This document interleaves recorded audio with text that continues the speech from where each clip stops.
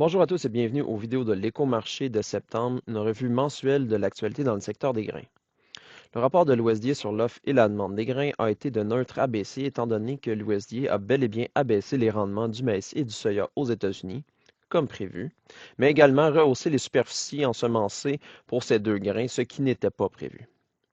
Par ailleurs, les estimations de prix moyens se sont dépréciées pour le blé et le soya. Le battage et les semis se sont déroulés à un rythme normal aux États-Unis.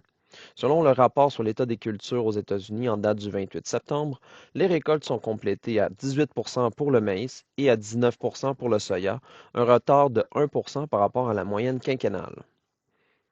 Dans l'Ouest canadien, l'Est de la Saskatchewan et le Manitoba ont reçu de bonnes pluies en septembre, retardant ainsi le battage, tandis que l'Alberta et l'Ouest de la Saskatchewan ont pu bénéficier du temps chaud et sec.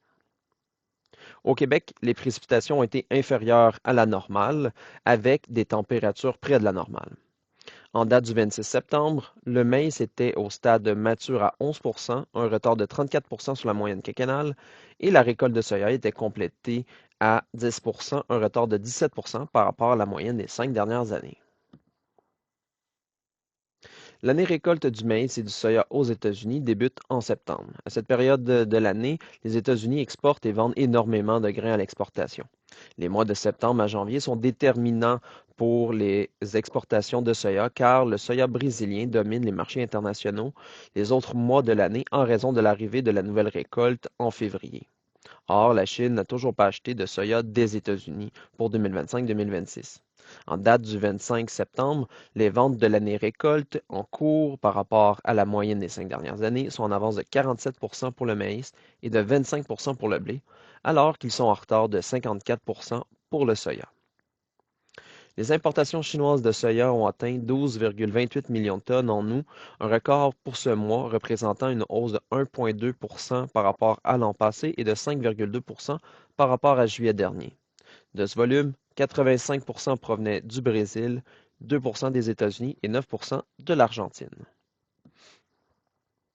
Les semis pour 2025-2026 ont commencé en Amérique du Sud, n'étant qu'à leur balbutiement, alors que les mois d'octobre et de novembre sont beaucoup plus critiques. Le temps a été chaud et sec au Brésil et chaud et humide en Argentine. Au Brésil, les semis de soya sont complétés à 3 en hausse de 1 par rapport à l'an passé. En Argentine, les semis de maïs sont complétés à 12 en avance comparativement à la moyenne des dernières années.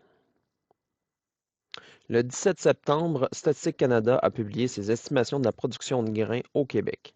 Les rendements prévus sont de 9,9 tonnes à l'hectare pour le maïs, 2,9 tonnes à l'hectare pour le soya, 3,4 tonnes à l'hectare pour le blé, 2,5 tonnes à l'hectare pour l'avoine, 2,9 tonnes à l'hectare pour l'orge et de 2,2 tonnes à l'hectare pour le canola.